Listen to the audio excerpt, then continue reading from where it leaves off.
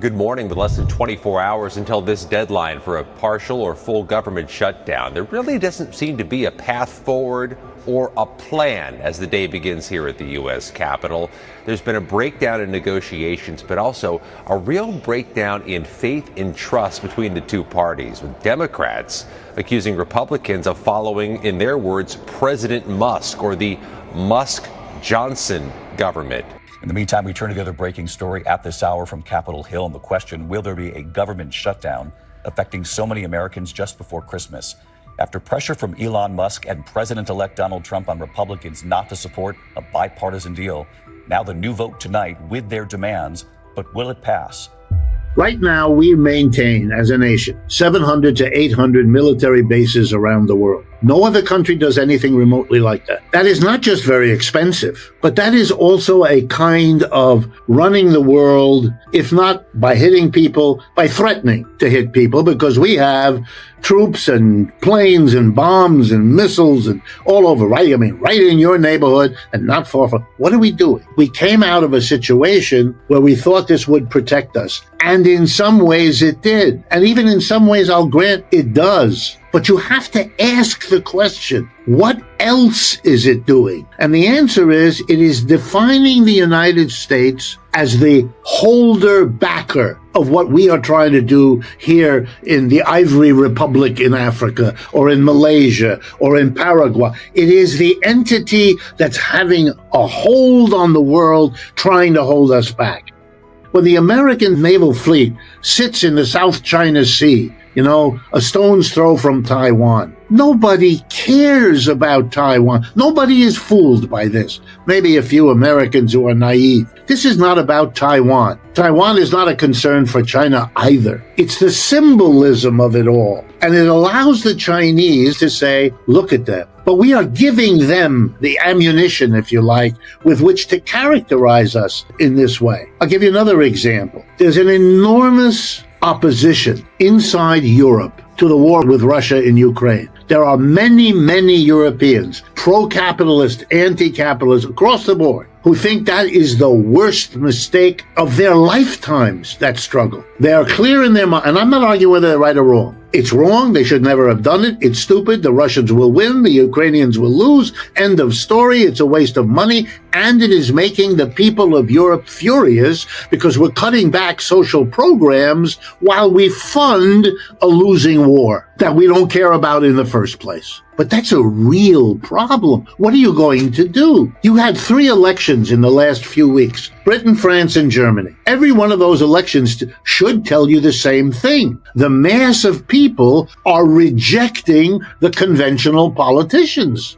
You better be careful, because if they're doing that there, they're going to do it here too. Maybe Trump is halfway there already. Maybe what comes next will be more. Let me give you an example. For 15 years, you had the conservatives. As the conditions of existence of the British working class declined over the last 20 years, and they declined worse than anywhere else in the Western world, the British, the conservatives came up with the great idea, blame the Europeans. That's right up there with the United States today, blame the immigrants. Are you crazy? The United States is a country of 330 million. Undocumented immigrants in this country, maybe 10 to 15 million people. And among them, the poorest people on the planet. They are not going to shape the economy of 330 million. That's childish. That never happened, isn't happening now, and isn't about to happen. But if people are upset enough, and they are, and if they've suffered enough, and they have, then they are vulnerable to being told, okay, so the British did it.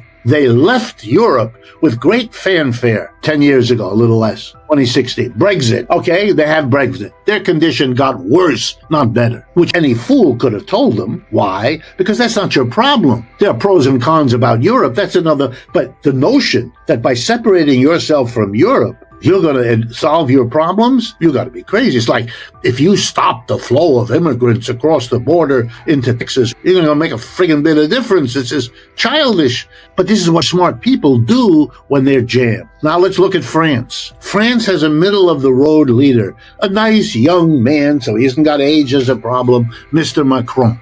Okay?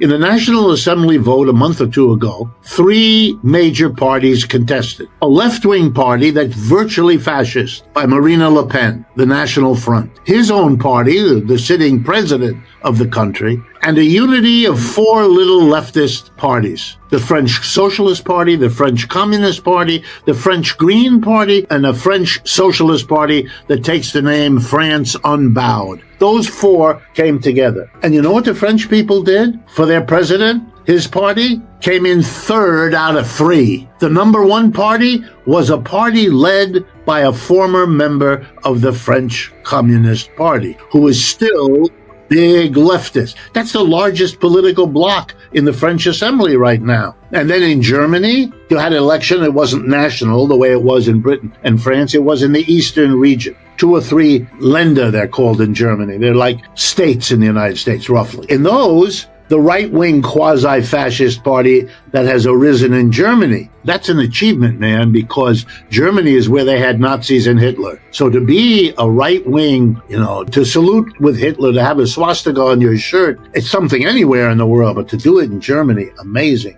They came in first. Who came in second? A relative political unknown. A woman, Sarah Wagenknecht, who's a Marxist, has been a Marxist all her life, was a fixture of the Marxist left in Germany, decided to run on her own, and comes in second. Okay, what we're seeing here is a rejection of the status quo on a massive scale. You got to deal with that, and none of them are. You know what Mr. Starmer, the new head of Britain, his first 2 acts as the new Labour Party Prime Minister? He's cutting fuel assistance to poor people in England as they face the coming winter where they are desperately in need. Why? Because fuel has gone up in price. Why? Because British can't get their hands on Russian oil and gas, which is the cheap way Britain has heated itself in wintertime. So they can see real clear the connection with Ukraine and Russia on the one hand and their own suffering. And you know what else Mr. Starmer said is, besides saving money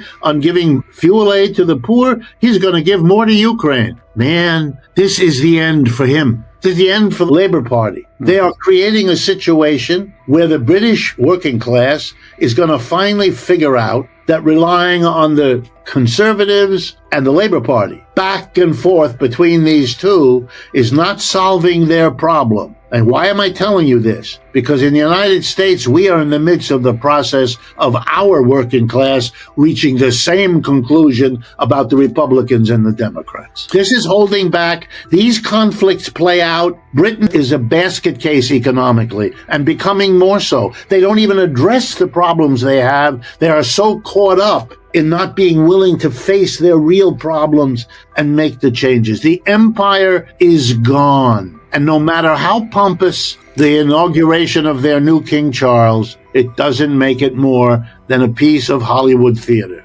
You know, the Chinese a year ago began to deliver around the world a statistical result, which the United Nations endorsed. It went like this. Over the last 10 years, we have raised 800 million people out of poverty in China. Their average income went from X to Y. Y is higher than X by enough to say they are no longer in poverty, they are in modest, or whatever the terms are that the UN uses. Okay, it doesn't matter whether it's exaggerated or not. Probably is, but who knows. But it's the right thing to say. It gives them the word that the rest of the world, the overwhelming majority of the rest of the world, is most interested in. How can we do that? Let me give a statistic just to try to help people get a handle on it. I recently was invited to give a speech to an organization in Lagos, Nigeria. And in order to prepare for that speech and what they asked me to talk about, I went back to reacquaint myself with this example of Africa in relationship to the United States. And I did it because Nigeria is a very important country in Africa, one of the most important, maybe the most important in Africa. Here's a 1-minute summary. The population of Nigeria, which will amaze people, is 220 million people. Okay? That's 2/3 of the United States in Nigeria. We, the United States now, is a country 50% larger than Nigeria. We have 50% more people, roughly. What is the GDP, the gross domestic product, the total output of goods and services achieved in Nigeria in one calendar year recently, 2022, 2023, whatever I could get? $500 billion. So about $500 billion, give or take. What is the GDP of the United States recent year? 22, 23 trillion. Okay, that means that while the United States is 50% more people, it has 50 times the wealth of Nigeria. Now, I don't think that's a sustainable arrangement for anybody. No matter what your economics are, or your politics, or the ideology, or anything, that's not sustainable. You cannot, especially in a world where those 220 million are in a position, which they are, to learn all about the difference. This is not going to work.